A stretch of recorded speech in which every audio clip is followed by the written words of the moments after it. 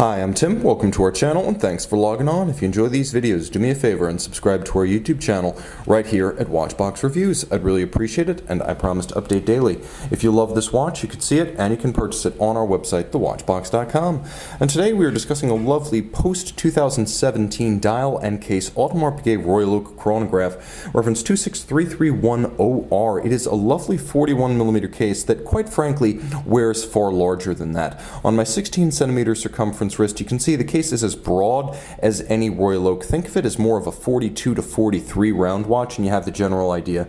Across the wrist, 51.8 millimeters, and if you include the solid end links that join the strap to the case, then you have a rigid flare of 55.7 millimeters across the wrist, which is why I'm going to recommend this watch for a wrist no smaller than 15 centimeters in circumference. Any smaller, you want to go with an older Royal Oak midsize or 39 millimeter. Now the timepiece is relatively slim, only 11 millimeters thick. This one will slide easily underneath the cuff, and you can see on my wrist it's a handsome combination of blue and gold, a judicious mixture of metallics, leather tones, the polish and satin of the case. It's a timepiece that's beautifully hand finished, and in many respects it's sort of a bridge between the old 39mm watches and the Royal Oak Offshore 42.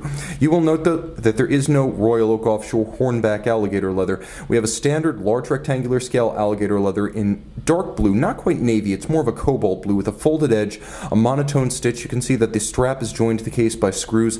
That's something I always like to see because it is far more secure than spring bars. It is a new AP factory strap, and you can see calf skin on the underside, and both sides in excellent condition. An AP high polish rose gold logo style folding clasp, friction fit, it snaps down. Jumping back to the case, you can see it's everything you expect of a Royal Oak or an offshore in terms of case finish. The bevels laid down manually, the satin finish and the way it breaks from the polished portions on the bezel and on the case, the perfect alignment of satin finish across the hoods of the lugs and the hoods of the case. And of course on the crown side we have some innovation, though we still have the same appearance of the pre-2017 chronograph. We now have shoulders for the chronograph pushers rather than screw down components, so you no longer need to screw those pushers out or in to access the chronograph or protect the watch. You still have protection to the degree of 50 meters as before. You just don't need to screw down the chronograph pushers to do it anymore. The hexagonal crown remains a screw down unit. The hexagonal forms referencing the white gold bolts on the top of the bezel. There's a contrast between the white gold in polish and the satin finish of the bezel itself.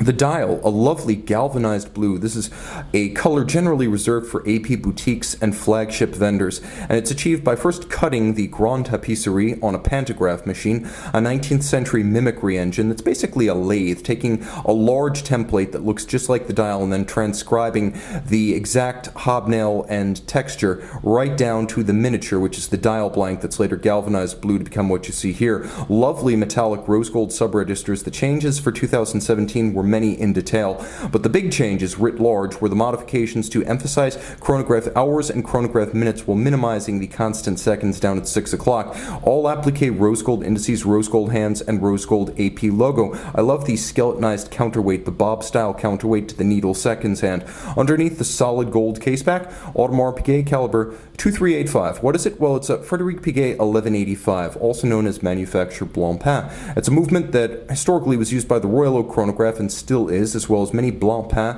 Breguet, and Vacheron Constantin timepieces. There have been many others.